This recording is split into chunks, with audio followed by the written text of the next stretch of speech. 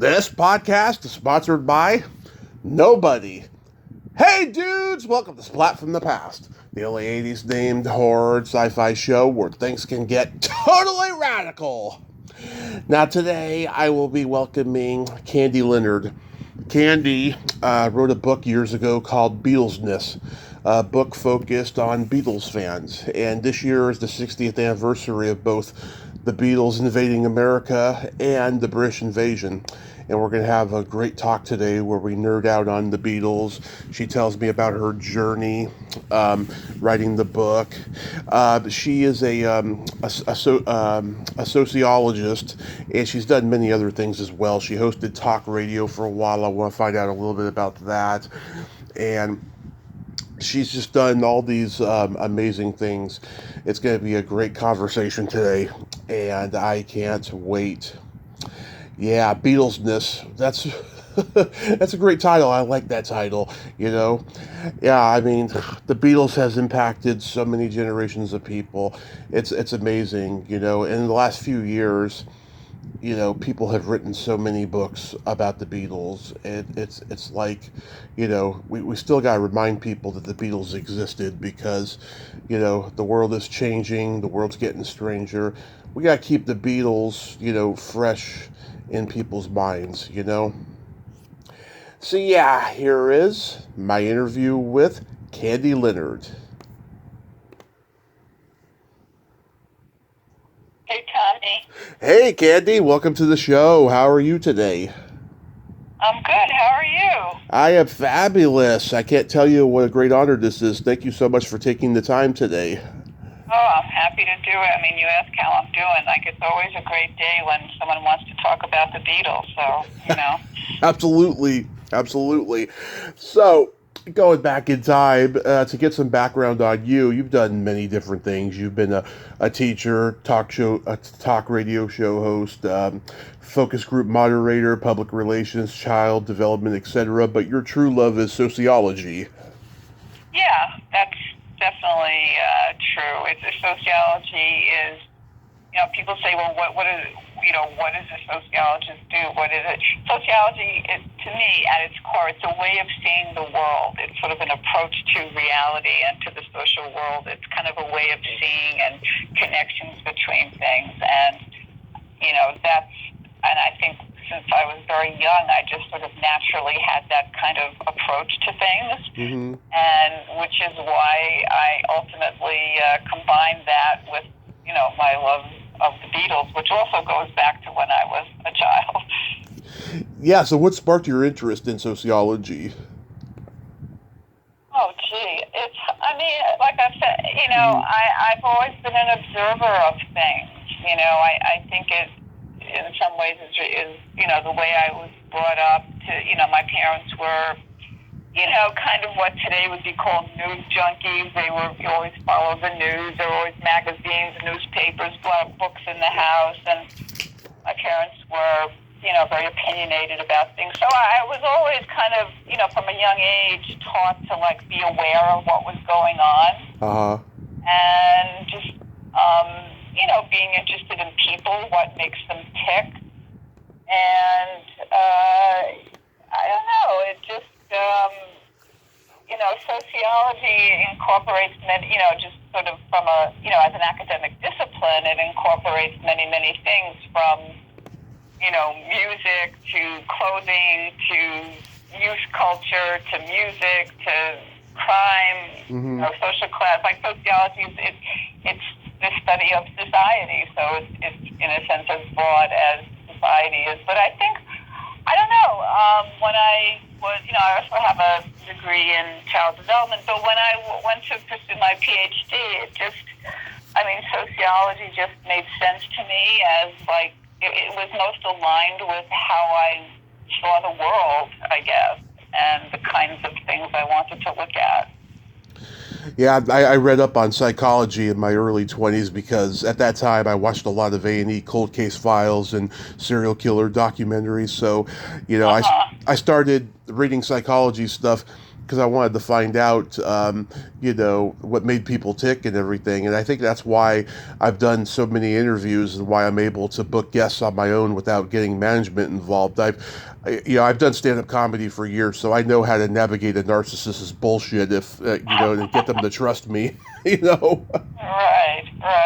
Yeah, that's interesting. Stand-up comedy is one arena that I have not yet ventured into that I actually fantasize about doing. Oh, you should. You should give it a try. I would love to try. At least one time. It can be pretty thrilling once you get off stage. You have this rush that never goes away. Yeah, well, that's when I used to do my radio show. That's what, when it went well and it was a great interview and, that energy that gets generated, that was what that was like, and so I can imagine stand-up comedy being the same thing. But I mean, making people laugh is huge. I mean, the ability to make people laugh is having really a kind of wonderful, a very benign power over people. It's a great thing. Absolutely. So, do you remember seeing the Beatles on Ed Sullivan when you were a kid? I do. I was all of 7.5. Mm-hmm. And I remember sitting in the living room. I can't say I remember with certainty how much we heard about it, like in the weeks leading up to it, but I know that, I do have a very vivid memory of sitting in the living room with black and white TV and watching them and just being, as millions were, just so delighted and just the music, the sound, their appearance, everything about them was just, so compelling. And, getting back to your question about why I want to be a sociologist, I think that event, like living, witnessing and living through Beatlemania and the years, the Beatle years that followed was, it was just so obvious to me that this was something unusual and wonderful and different, and like everybody going crazy about this. That it was just it sort of kick-started my awareness in a way of my consciousness of the world and people and culture. And I remember those days very well. In fact, I was recently, I grew up in Queens, New York, and I was recently back there a couple of weeks ago. And I went back to the old playground by my school where, I spent many hours with my friends, on the swings, on the benches, with our little transistor radios, waiting for a Beatles song to come on. It was a very, it was a really a very joyful time. Yeah, I've interviewed a couple of people who were there that night at the Ed Sullivan Theater. Debbie Gendler, she was the 13-year-old president of the fan club. I'm having her back on next week to talk about her book. That's her new book that just came out. It's wonderful. Yeah. And I've had Mitzi McCall and Charlie Brill on the comedy team that went on after them and completely bombed. They got this funny story. Before the show was on, they're backstage getting Coca-Colas out of the machine, and John Lennon saw them, and he knocked on their door and said, "Excuse me, I need a Coke for Ringo." Now, they didn't know who Ringo was, and they certainly didn't know who he was. So Mitzi was like, "A Coke for Ringo? What's that, a Jewish holiday we don't know about?" Love that. That's so brilliant. Yeah. And I mean, my parents were both alive when that night happened, and no one had seen anything like it post Kennedy assassination. Up to that point, it had only been 2.5 months, and it changed the world. Right. It was 79 days after the Kennedy assassination, which, at the time was a very short amount of time. But if you think about it in the long sweep of history, looking back, 79 days means nothing. So for all intents and purposes, from a historical perspective, they were simultaneous. It was the same time. It was the same moment, And it really was there's a lot of people talk about that. I mean, I talk about this in my book, Beatlesness, about what I call the Kennedy rebound theory of Beatlemania, that the only reason that they took off like they did was because of the Kennedy assassination. Now, I don't particularly think that that's true. I think they would have hit it big in any case. However, I do think that captured something that was lost with Kennedy, which was a youthful optimism, charisma.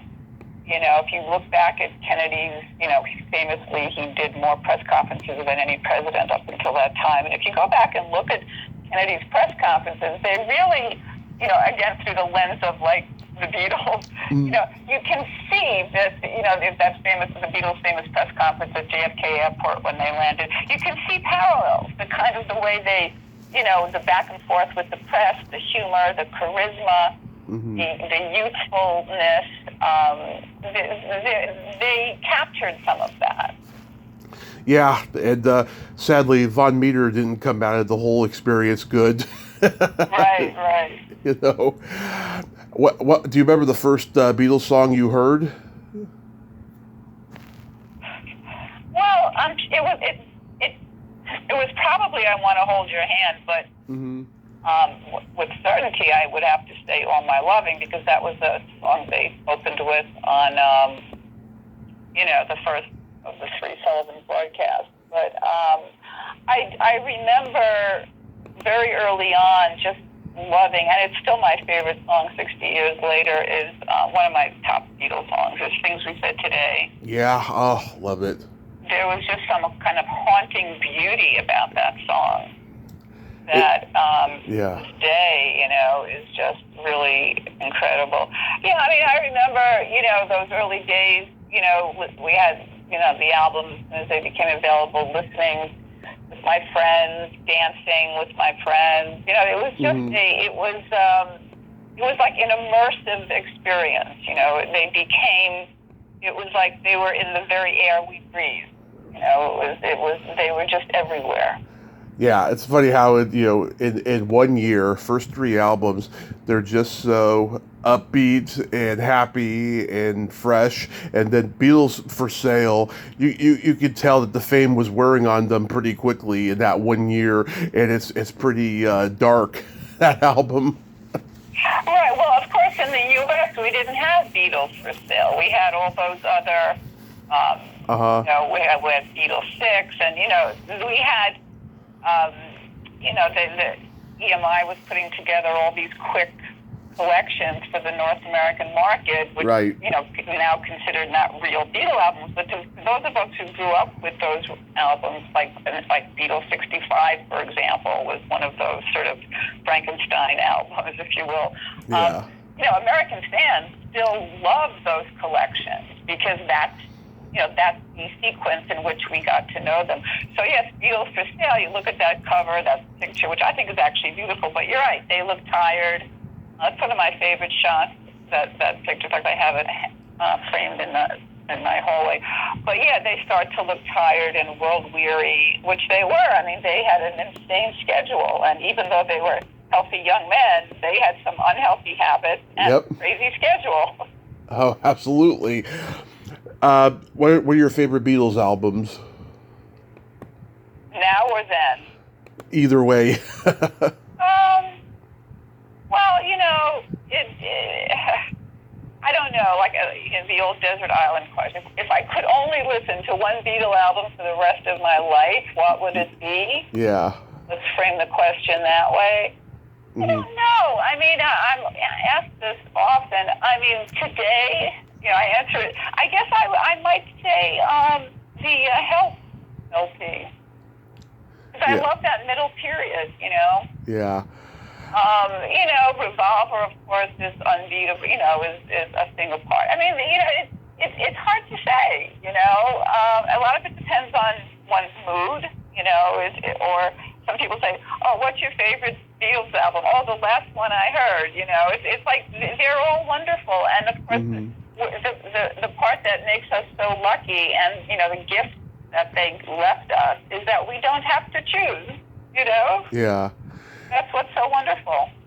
In my house, we had Rubber Soul on vinyl, and my parents loved that album, and I still do. It's one of my absolute favorites.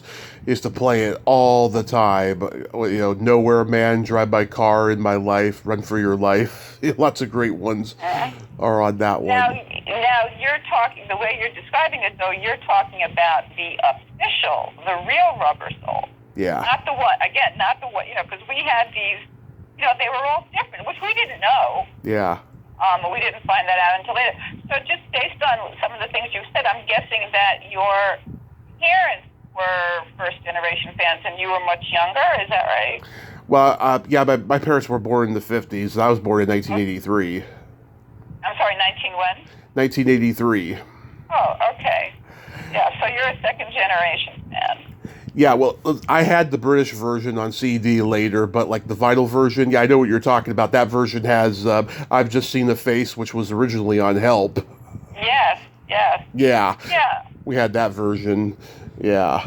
It's funny, even after all these years, I'm still getting used to, how like when you're listening to an album, you expect to hear, like, you sort of, somehow your brain is ready for the next song. Yeah. The American, I guess it's maybe the last year or so, the official, Revolver, Rubber Soul, and all those are now kind of in my consciousness. But for the longest time, I just thought, it was like I was so used to the American albums because they were so, like, seared into my brain when I was so young. Yeah. I think everybody has, like, a favorite song from each member who sings. Do you have that? Well, George, I would absolutely have to say Think for Yourself. Mm-hmm. That's a good one. Paul, probably Things We Said Today. Yep. Ringo. Oh, gee, that's maybe Matchbox. Okay. Because that was on one of the early 45s, and at 8 years old when I was able to, like, walk up to Woolworths and buy that with my own money, like, these memories stay with you. So that Matchbox has a special place in my heart. So, of course, I'm saving Lennon for last because, that's the tough one to answer. My favorite Lennon vocal, there are different criteria. So my favorite vocal, and I know this that people will probably not agree with this, most people. I think the vocal on Mr. Moonlight is just exquisite. Not a particularly wonderful song with cheesy organ, etc., but I just love that vocal. Nowhere Man, of course, is a brilliant vocal. I'm a Loser. Where do you, it's like, how do you pick, right? It's hard to say. People are often surprised when they hear what my favorite John song is. What is it? Cry Baby Cry. Oh, well, that's quite beautiful.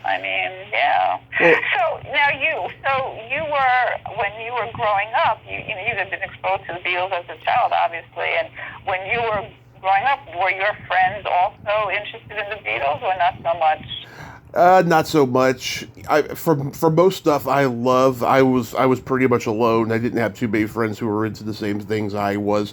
I was a latchkey kid, so I was in my own little bubble growing up as far as interests go.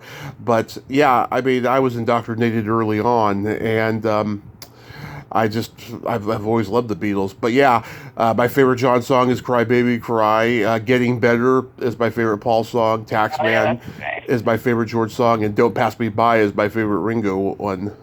And they're all wonderful. Yeah, and I gotta tell you, speaking of soulful, I know this is saying a lot, but All I've Gotta Do, I think, is John's most soulful that he ever was. Just something about his delivery in that song. Yeah, no, I hear what you're saying. Yeah. It's, there's something sort of raw and authentic about the delivery in that. Yeah. Yeah, and also too, I prefer the British versions over the American versions because it's more songs and it's more true to that recording. You know what I mean? Well, the British versions are more, they are true to the artistic development. Mm-hmm. In a way that the American albums were not. So yeah, they're the official record for sure. Yeah, and also their songs were so short that there's 14 songs on each of them. Right. Well, that's the other thing about the songs being short. you think about a song like "She Loves You," which of course was, one of the early explosions. This Yeah. song is like, what is it, like 2 minutes and 3 seconds or something like? I mean, the fact that these little bursts, were so packed full of energy. Mm-hmm. It was really, really something. That they are for the most part short and yet so powerful. I think, yeah, I think Come Together and I Want You, She's Heavy was probably their two longest songs. Well, Hey Jude. And Hey Jude, yes, those three. Yeah. Yeah. Now, it's not only the 60th anniversary of the British invasion, but also the 60th anniversary of A Hard Day's Night, which is my favorite of the Beatles movies. Do you like it? I love it. Yeah. I watch it probably, I would say, at least once a year, probably. I'll put it on, Yeah. It still works. Mm-hmm. And I'm still noticing things that I didn't notice before, and it still makes me laugh.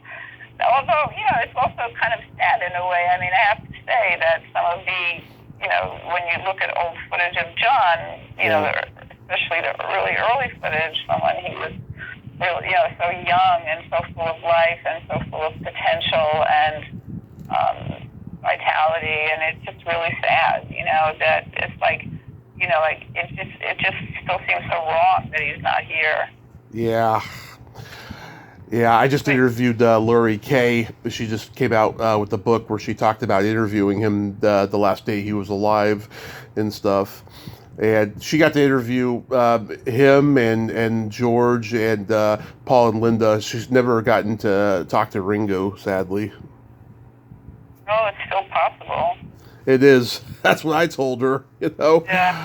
Yeah, there's a couple of interviews with John right before. There's a long BBC interview also from, I think, a day or two before. And, it's really sad.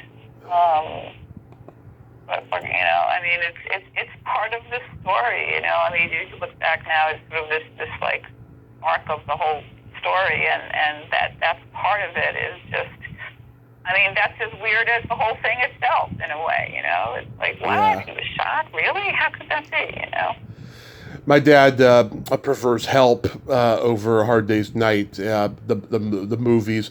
I think Help is okay, but I really love A Hard Day's Night. I just love that first 15 minutes or so on the train where it's just like, John's making that stuffy businessman uncomfortable, give us a kiss, Well, yeah, I mean, I write about this in Beatlesness, that, that whole scene on the train, that interaction with that guy, really kind of sets up the whole 60s right there, where the, young people becoming more empowered and, sort of questioning authority and generation gap and all that stuff is really encapsulated in that train compartment in a very interesting way. Also, I've always noticed, maybe this is just me, but when the upholstery of the seats is like a floral sort of pattern, to me it looks like a marijuana leaf, but maybe that's just me. Yeah, I know. I never realized that. Yeah, I want to get back to what you're saying about Help. Like from a critical perspective, obviously A Hard Day's Night, was the first. It's considered better by many different standards. But I think that Help is also a little bit underappreciated in a way because, I mean, it was really, it was a conglomerate. It was like this amalgam of like James Bond, Get Smart, comic book. It was very clever and very, it introduced a generation to pop art and certain, artistic sensibilities and the use of color. And I don't know, there's a lot about it that, in some sense it's more dated than A Hard Day's Night, even though A Hard Day's Night is in black and white. But I don't know, Help has a certain charm to it, I think. Yeah. And of course, it would certainly influence the Monkees. Oh, absolutely. Yeah, I mean the Monkees pretty much, Hard Day's Night type of thing. I love the Monkees. I remember watching their show when I was a kid and having a huge crush on Davy. Yeah, Davy. Yes. Who didn't have a crush on Davy? Yeah. Yes. Yeah. My friend Larry Jacobson recently came out with a book about the Beatles at Shea Stadium, and I'm curious, were you or anybody at that stadium concert? I wasn't there, no. I mean, I've over the years since have met people who were there. I had a cousin who was there, which I knew about at the time. But no, but people who were there, regardless of what else has happened in their lives, people who were there still refer to it as one of the high points of their entire life. Of course. It was truly an amazing event. In fact, I was watching Call the Midwife. I don't know if you're familiar. It's a British TV series, and it starts off in 1957 and moves through into the 60s. And the episode I was watching the other day, actually, they had them reading the newspaper of the Beatles, performing for 55,000 people at Shea Stadium. So it was an event. I mean, it was a huge cultural event. I mean, everything they did was, at that time in 65, you would have had to have been in a coma or lived under a rock to not know about them and their comings and goings. There was nothing bigger. And of course, and that's for people of all ages, but for young people, there was nothing going on in our lives that was as interesting or as fun or as compelling or seemed as important as the Beatles. Yeah. My mom saw them in '64 at the Cow Palace in San Francisco because my great aunt had connections. She worked for the Hilton in San Francisco, and she got to meet them backstage. And she got not pictures, autographs of theirs. And my uncle accidentally threw them out later. Oh no!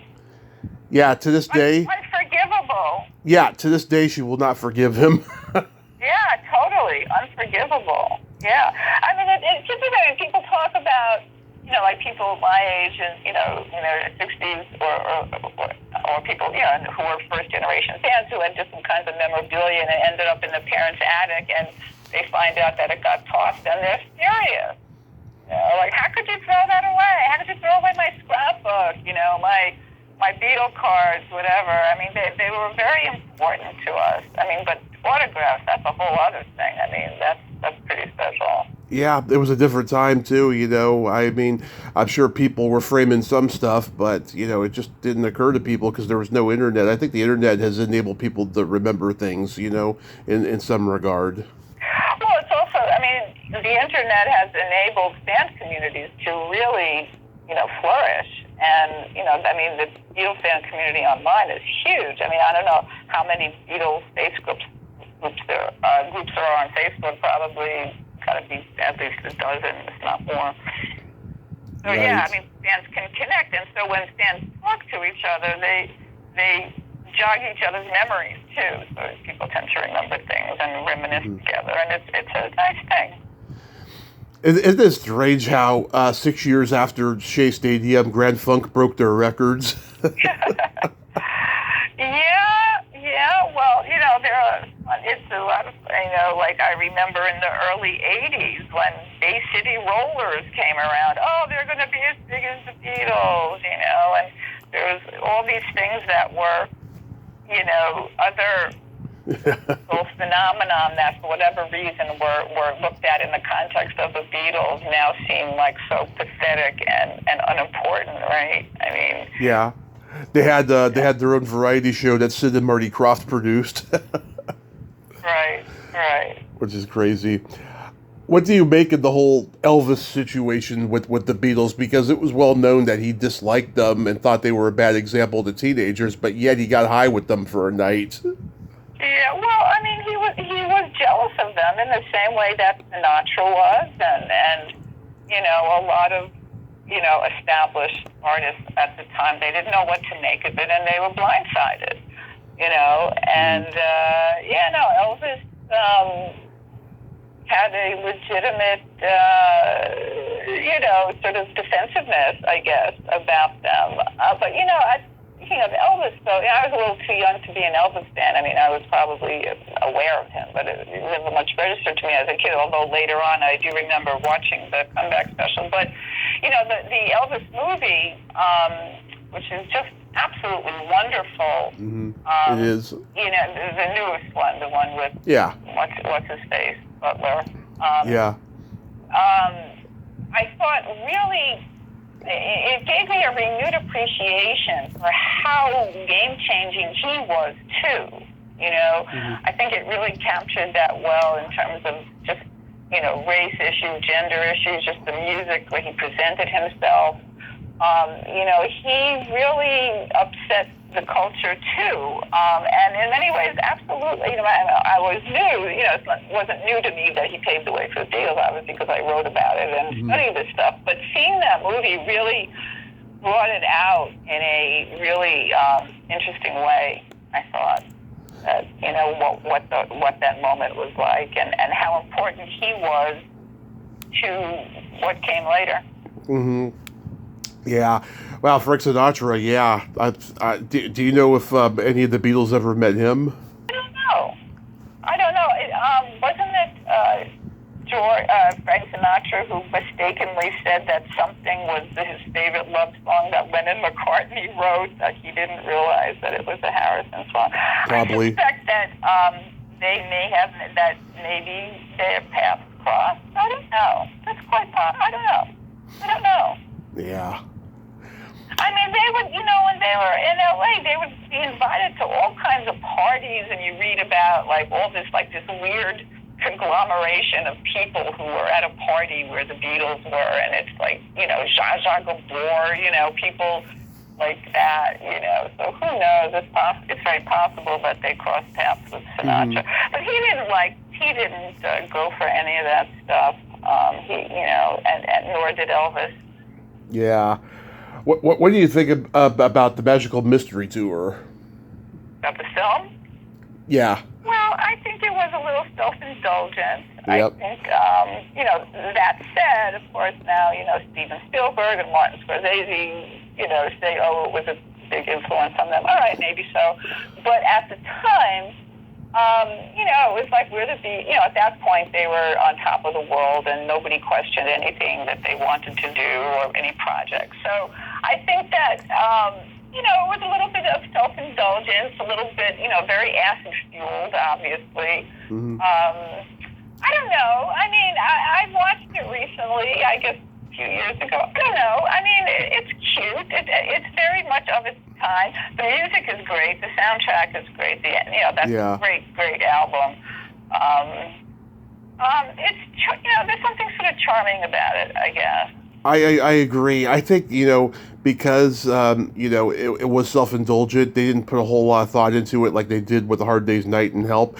And also, too, I compare it to, did you know that the Spencer Davis Group did a movie special like it for the BBC a year before? No, I didn't know. Actually, this sounds vaguely familiar. What was it called again? The Ghost Goes Gear. Okay, no, I don't think I knew that. Yeah, they're in a haunted house, and it was a silly premise type of a thing. They didn't put much thought into it, just like there wasn't much thought into this movie. It's on YouTube, but only the first half hour because the music is copyright and everything. But it's pretty interesting to see because back then a lot of the British invasion bands had their own Hard Day's Night type movie, like Catch Us If You Can, Dave Clark 5. Yeah. So it's interesting. Yeah, Stevie, I mean, that could have been also a drug-fueled extravaganza. Of course. Which brings me to my next point. It's funny, Paul takes credit for a lot of the psychedelic stuff and the images that they had and the names for everything. Magical Mystery Tour, Sgt. Pepper's. Yeah. I think you would have to be an optimist like Paul to come up with the names for these titles, because if it was John, it would be so dark and inappropriate and gloomy. Well, I mean, didn't he, already at the time, weren't like all those California bands had these long kind of old-timey sort of names, and I think he's talked about being influenced a little by that, but also that he claims he was on the plane with Derek Taylor and is looking at the salt and pepper, and he thought Sgt. Pepper.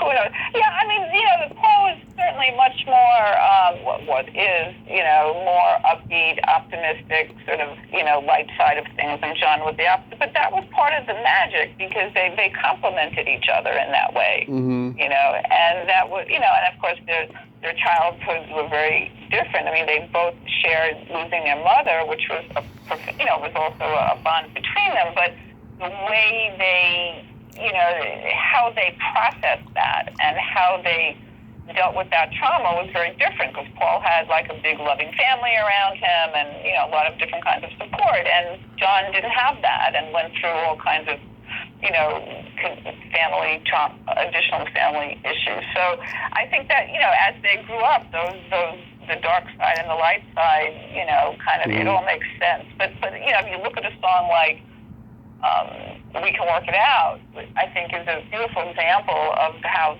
those two opposites kind of came together in a really beautiful way, or getting better, or, you see these two sides of them. And, I mean, between the two of them, it's like the whole palette of human emotion was discussed, Yeah, I was always trying to figure out what side of pessimist or optimist that George landed on, because I think he could be either one, Well, George is an interesting case. I actually realized a few years ago that George was my favorite Beatle, which I sort of, it was right in front of me, but I didn't realize it. I mean, for most of my adult life, John was, but I realized a few years ago there's something about George.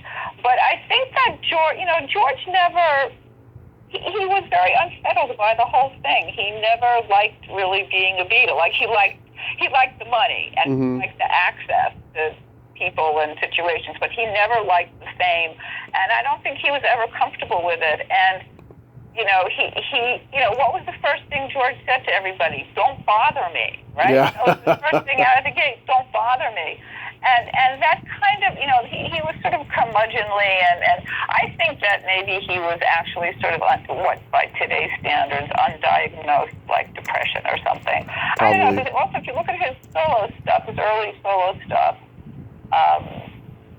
there's a lot of metaphors of like darkness and depression and just feeling sort of out of sorts in ways, and I don't know. And of course he had, a lot of bad shit happen to him in his life, in terms of being betrayed by managers and friends and whatnot. Of course he himself, betrayed his good friend Ringo by sleeping with his wife. But George is an interesting case, and of course his spiritual journey, I think grew out of his quest to understand, like, why me? How did this happen? Like, how did I get, like, he the fame and fortune was not enough for him. I guess for all of them to some extent, but he was particularly uncomfortable with it all and was trying to, I think, make some peace with it. I guess he did. I talked to Miss Odell last year. Yeah, she said that, George was his own guy, pretty much. Yeah. What do you make of the whole Paul is dead hoax? Oh, God. There's a lot about the Beatles that I'm not tired of talking about. This ain't one of them. Yeah. I mean, I take that back. I haven't thought about it before. It's a silly, wonderful thing. What I get a kick out of is how every subsequent generation discovers this, right? And goes through all the clues and all the, I mean, I can vividly remember sitting in a friend's bedroom, like poring over these albums together and the clues. I don't know. What do you make of it? I think it's bullshit, quite frankly. And there's a woman who's a lawyer. She wrote a book about it a couple of years ago, and I heard her on a radio show, and she sounded like she was crazy because she was like saying there's conclusive evidence that if you look at Paul now and you look at Paul then, you could tell the difference in the bone structure of the face, which is not true. It's Paul, Well, life's too short to take this seriously. Yeah. But I think as a phenomenon, as an urban legend, as whatever you want to call it, it is interesting because, the way I talk about this in Beatlesness is that, it's preposterous on its face, but fans were, poring over these albums, thinking about the magicalness and the joy of being a Beatle, just a whole caught up in the Beatle experience at that time. That it was another way, it provided another vehicle of connecting with other fans. And also, they were putting out these really unusual, esoteric things, presenting us with images, pictures, ideas, sounds that we've never heard before. So, the brain wants to categorize things and look for patterns, right? So, somehow this thing took off, and it was really, the Beatles had nothing to do with this. And anybody who thinks otherwise is insane, I think. This was a totally fan-generated thing. Yeah. You look at this now with Taylor Swift, she participates in that. She plays with it. She does it. These Easter eggs, now what they call Easter eggs. Yeah. But they had nothing to do with this. I think that the phenomenon of the Beatles was at such a pitch that they were putting out such, what I call in my book, these dense, rich texts of sound and images, that it was just there for the taking. How it is that playing Revolution 9 backwards comes out as Turn Me On Dead Man, I can't explain that. It just is. But they had nothing to do with it. Yeah, and also too, I think that John and all of them played along with it. Like on Glass Onion, he says the walrus was Paul. Yeah, that's a Paul is dead clue there. I think John especially both loved the fans and had a certain, I'm not saying contempt for the fans, but a certain disdain for some of the foolishness that the fans engaged in. And I think that comes out in, those comments, those references to the Paul is dead thing. I don't know. I think that it's almost like when you become a Beatles fan, and this is still happening today because there's new generations of fans all the time, as you can see on social media, and it's almost like a rite of passage for being a Beatles fan. You have to discover the Paul is dead thing, and look at all the clues. It's like what you do as a Beatles fan. It's yeah.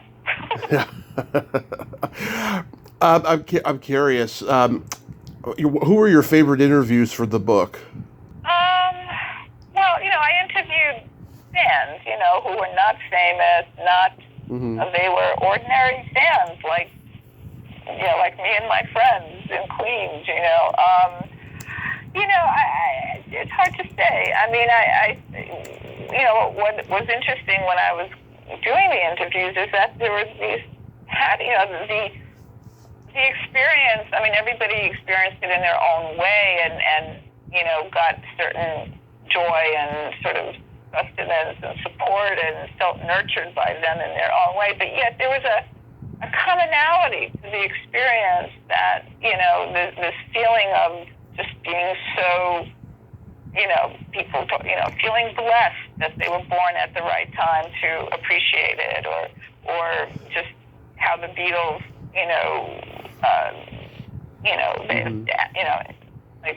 the midst of all kinds of family dysfunction, that the Beatles were there to make them feel better and, just be there for them and help them connect with people. And also fans would talk about how, the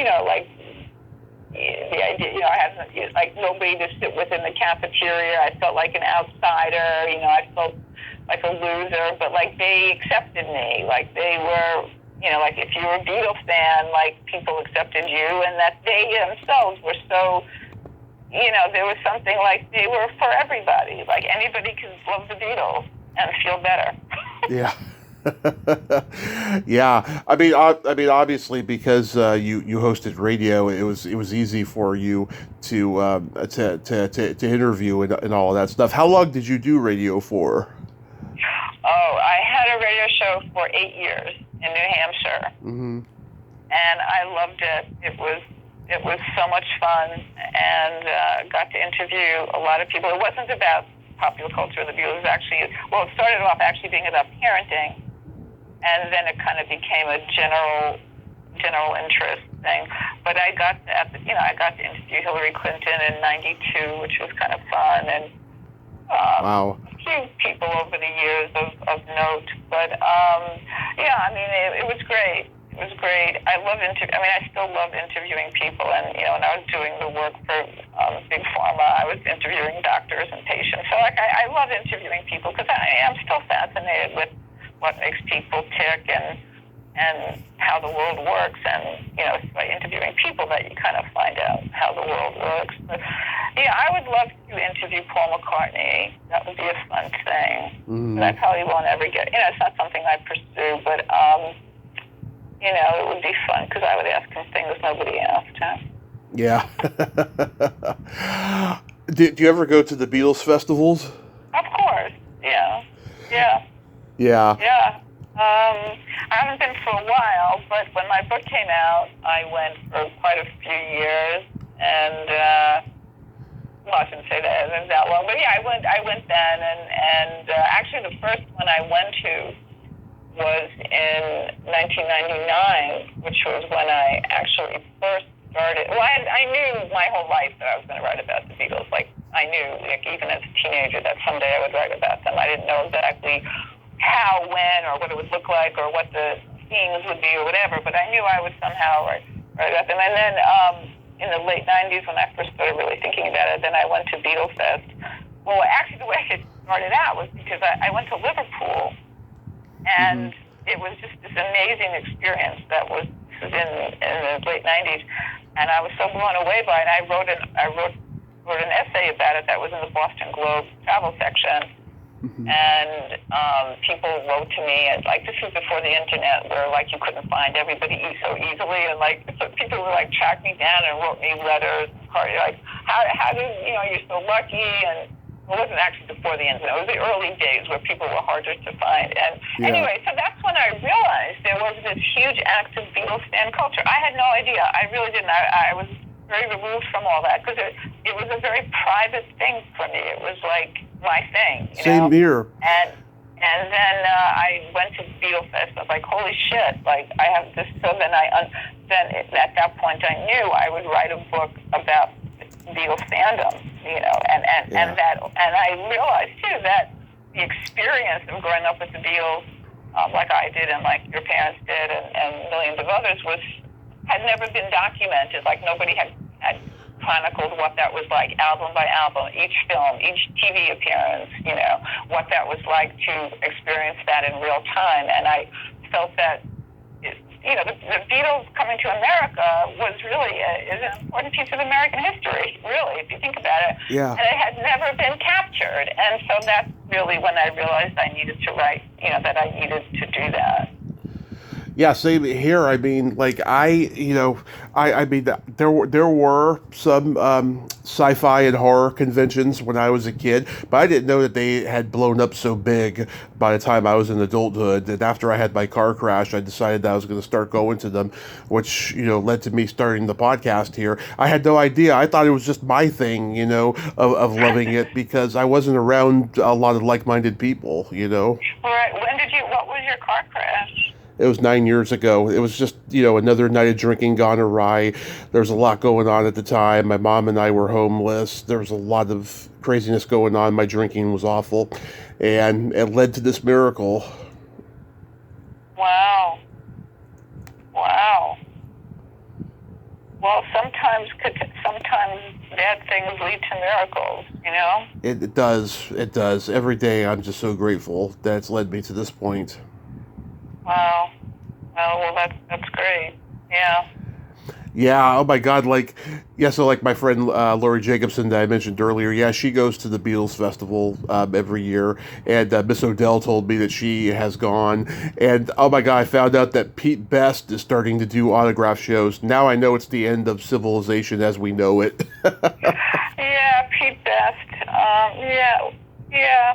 I went one of the biggest thrills I had at the fest when I went in 2014 hmm was meeting Donovan, who was also a big, big favorite of mine. And I interviewed his daughter, Ione Sky. Iona Sky. Yeah, Did you interview her recently? about a year ago. Mm. Yeah, Donovan. He doesn't get the credit he deserves, I think.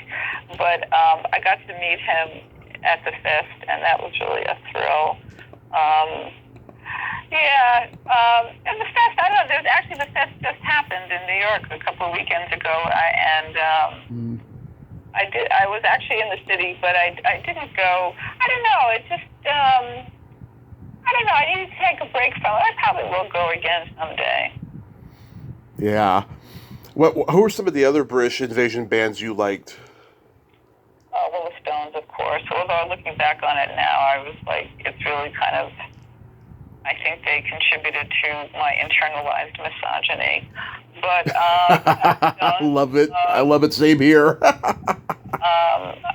of course, Donovan was just the way I think about Donovan. Maybe you'll appreciate this because you probably know these references. To me, like the analogy is like the Beatles were Sesame Street. Donovan was Mr. Rogers. Yeah. You know what I mean? Like Yes. there was something like more direct, more personal. It was slower, right? There was just, less flashy, but really substantive and really felt good. Whereas the Beatles were like big and loud and noisy and like everybody's, I still listen to Donovan. Of course, I listen to the Beatles too, but I listen to Donovan quite a lot. It calms me down. It regulates my nervous system.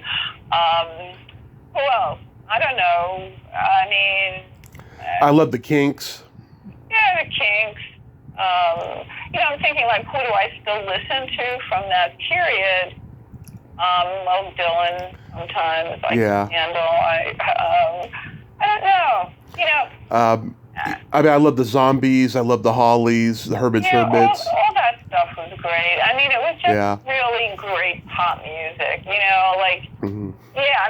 When I was writing the book, I made playlists for each, as I went, because the book, goes through the whole timeline in chronological order. And so when I was working on it, I made playlists for each of the years so I could like really immerse myself in it.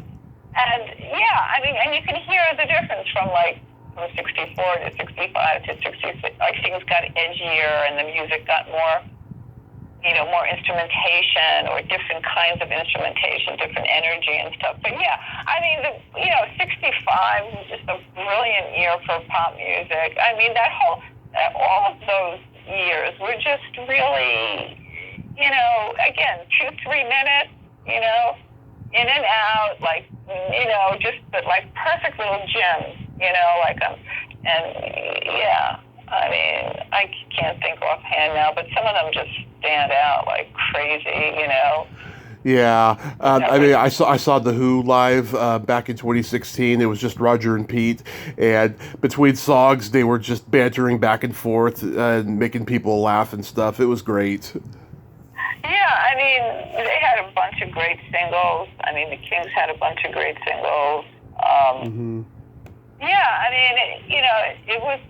It's so different from today, where it's like you hear it, like you're listening to the radio, it's like, oh, here's a new song by the Stones, and then you go up and, you buy the record for 69 cents at Woolworths or Grant's or whatever, and, but it's, and it was very special, and then a few months later there'd be another one,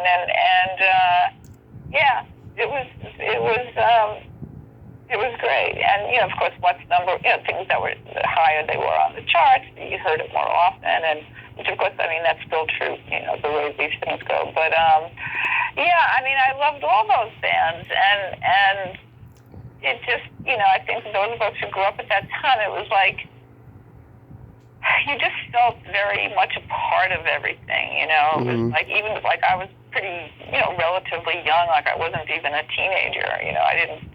You know, but I still, you know, because you followed that music, you felt very grown up, and you felt like you were part of the scene, as it were. Yeah. So do you have anything coming up, like another book? Well, maybe. I don't know. I mean, I'm doing some writing, but I'm not sure if it's going to be a book or not. I learned recently that Beatlesness might be translated into Thai, which really blows my mind because, well, I've always imagined there could or should be a Spanish version or a German version. Like, in fact, it's something that a Thai publisher wants to do, and it's just weird. But again, it speaks to the fact that even after all these years, all over the world, right? This is not only in the U.S. I mean, it's like all over the world. There are young people discovering the Beatles. Right. I was just asked to review an article for a journal that was, you know, talks about young Beatles fans in Japan and Romania. I mean, how weird is that? You know, it's like, yeah, it's just they are forever everywhere. They are, you know, just like Elvis and just like, you know, whoever else has been huge, you know, like Madonna, everybody, you know. So we got to play my secret silly game. This is a series of silly slumber party questions. No win or lose. It's just pure fun. And how the game works is I ask you the question, you answer it, and then you ask me that exact same question and I answer it. And feel free to comment on the answers because they might be funny. Okay, I feel like this is like the Kovac questionnaire. You know what? I never thought of it that way, but it could be like that. Okay, go ahead. I'm game. Okay. Candy, are you ticklish? Am I ticklish? Probably, yeah, I am. Certain spots. Are you? Yes. If you tickle me without warning, I might hit you in the groin, though. Okay. Yeah, you know, tickling is fine to a point, but, you know, sometimes people overdo it and it becomes, like, kind of, like, not so great. Yeah, absolutely. Is your belly button an innie or an outie? How is this relevant to anything? It's an innie. Yeah. I also have an innie. Okay. Yeah, it was an outie when I was born, and then it went in, you know, at a certain point. What color are your toenails painted? They're not. Okay. And yours? Right now, they're not painted. Last time they were gold with sparkles. Oh, that's nice. Yeah. I like to go elaborate. What would you say is your best personality trait?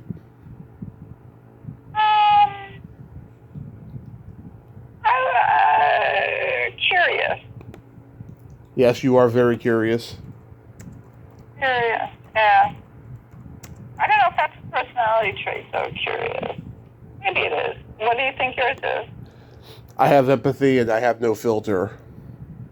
Uh-huh. Yeah, I'm pretty empathic, too. I've learned over the years to have more of a filter than I used to.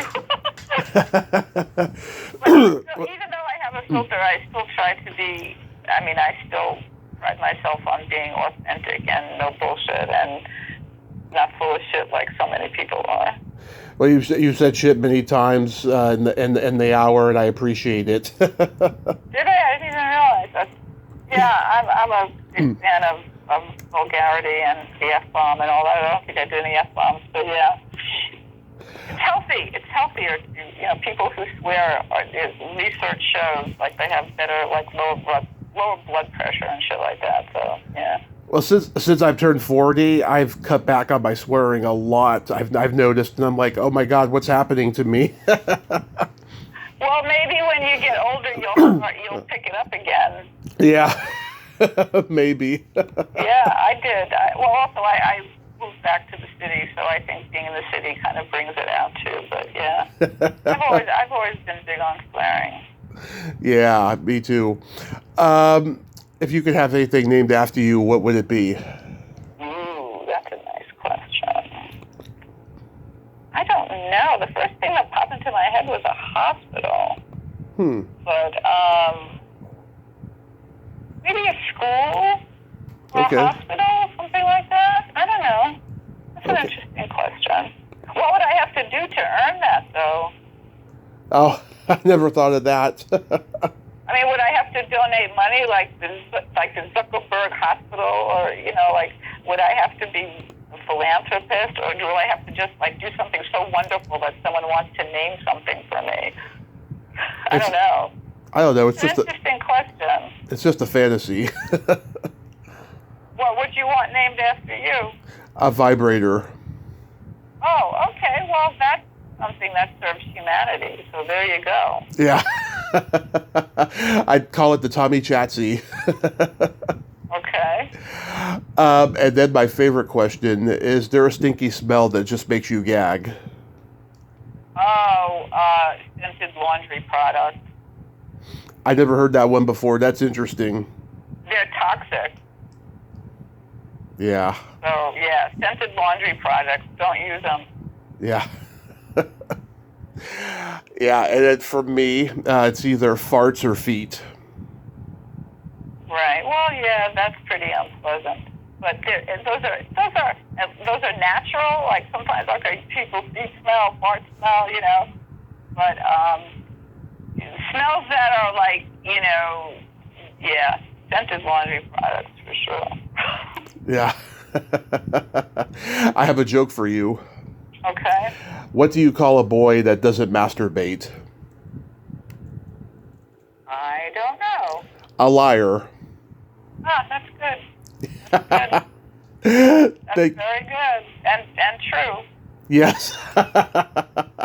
Candy, thank you so much for coming on today. You are amazing and so passionate about the Beatles. And I hope you get to write some more and continue being curious about people. And you have yourself a great rest of your day and be safe out there.